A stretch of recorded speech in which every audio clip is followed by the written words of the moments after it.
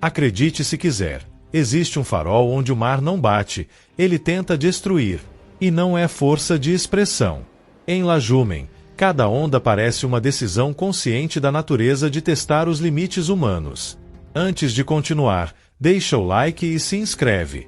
Assim o YouTube entende que você quer mais histórias reais, extremas e impressionantes como essa. Eu confesso, toda vez que vejo imagens desse lugar, fico com uma sensação estranha, como se o ser humano estivesse ali por insistência, não por controle. Não parece um lugar conquistado. Parece um lugar tolerado, temporariamente. Como se o mar estivesse apenas esperando o momento certo para lembrar quem manda. E fica até o final, porque a última história envolvendo esse farol virou uma das fotos mais famosas e mais angustiantes da história marítima. Poucos lugares no mundo parecem tão inadequados para uma construção humana quanto o rochedo onde fica o farol Lajumen, na costa da Bretanha, na França. Esse rochedo fica próximo à ilha de Ushant, uma região conhecida há séculos como um verdadeiro cemitério de navios. Não é exagero. Antes do farol existir, dezenas de embarcações desapareceram ali sem deixar vestígios claros. Correntes imprevisíveis, neblina densa e tempestades que surgiam quase sem aviso transformaram aquele trecho do mar em um pesadelo constante para navegadores. Alguns relatos antigos descrevem navios simplesmente surgindo entre a neblina e sumindo minutos depois. Sem destroços visíveis. Sem sobreviventes. Como se o mar tivesse engolido tudo de uma vez. O mais inquietante é pensar que muitos desses naufrágios aconteceram em silêncio. Sem pedidos de socorro. Sem tempo de reação. Só o impacto, e depois nada. Eu sempre penso nisso. Se marinheiros experientes já evitavam essa área, quem foi a pessoa que olhou para esse rochedo e disse, vamos construir um farol aqui? O motivo era simples e assustador. Muitos navios estavam naufragando ali sem aviso algum.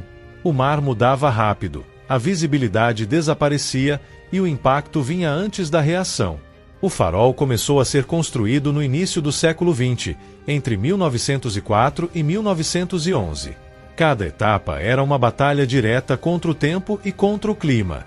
Trabalhar ali significava esperar dias, às vezes semanas, por uma brecha mínima no tempo para avançar alguns metros na construção.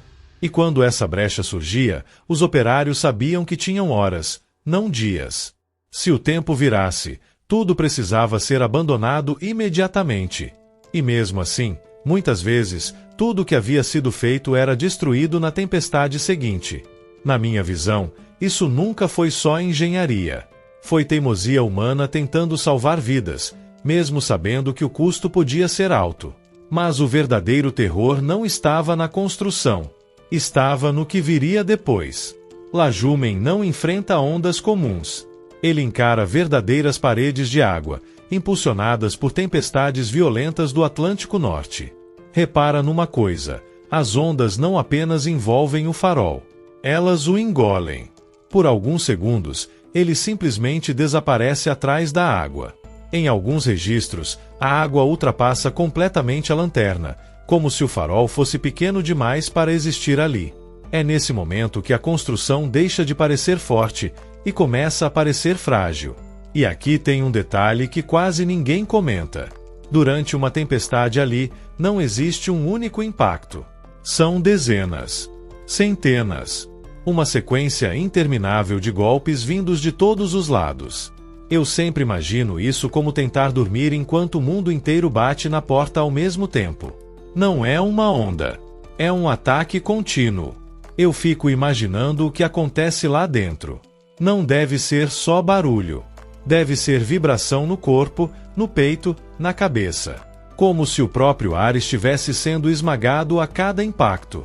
Relatos antigos dizem que, depois de horas de tempestade, o som não sai da mente do faroleiro. Mesmo quando o mar acalma, o corpo continua tenso, esperando o próximo impacto. O silêncio não traz alívio, traz expectativa. Na minha opinião, isso é o mais perturbador. O perigo não termina quando a tempestade passa. Ele continua dentro da pessoa. Por muitos anos, o farol Lajumen foi operado manualmente. Isso significava que um homem precisava permanecer ali durante as tempestades. isolado, cercado por água, sem rota de fuga. Esses faroleiros sabiam que, se algo desse errado, ninguém chegaria a tempo. Não havia resgate rápido. Não havia plano B. A única opção era confiar que a estrutura resistiria, mais uma vez. Eu sempre me pergunto, o que passa pela cabeça de alguém quando a porta treme e a estrutura inteira vibra? Será que existe medo constante, ou chega um ponto em que o medo simplesmente cansa? Os faroleiros relatavam que, em dias extremos, não era possível nem ficar em pé. Tudo balançava. Tudo vibrava. Até a noção de tempo parecia desaparecer. Isso não é coragem comum. É um tipo silencioso de aceitação do risco. Mas um dia, alguém decidiu sair, justamente quando ninguém deveria. Em 1989, durante uma tempestade violenta, um fotógrafo estava em um helicóptero registrando o farol. Naquele momento, o faroleiro Theodore Malgorny abriu a porta. E foi aí que tudo se congelou no tempo. A imagem mostra o homem parado, olhando para a câmera, enquanto uma onda gigantesca se ergue atrás dele. Essa foto não impressiona apenas pelo tamanho da onda. Ela impressiona porque mostra o quão pequeno o ser humano é quando decide enfrentar a natureza de frente. Toda vez que eu olho essa imagem, não vejo bravura. Vejo exaustão. Vejo alguém que já enfrentou tanto mar que, por alguns segundos, apenas aceitou o que viesse. Depois disso, nada mais foi igual naquele farol.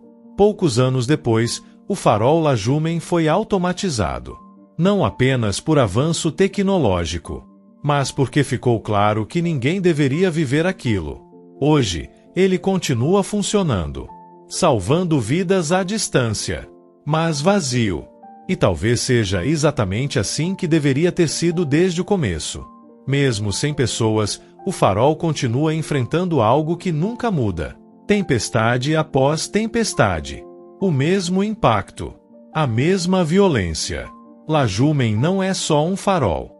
É um lembrete de que existem lugares onde o ser humano não domina, apenas resiste. Se você estivesse ali dentro, durante uma tempestade dessas, você teria coragem de abrir a porta? Comenta aqui embaixo o que você faria. E se essa história te impressionou, deixa o like, se inscreve e compartilha. Porque no próximo vídeo, vamos falar de outro lugar onde a natureza testa, todos os dias, os limites da humanidade. E sinceramente, eu não sei se teria coragem de viver ali. Mas ouvir esse farol por dentro, nem que fosse uma única vez, seria uma experiência impossível de esquecer.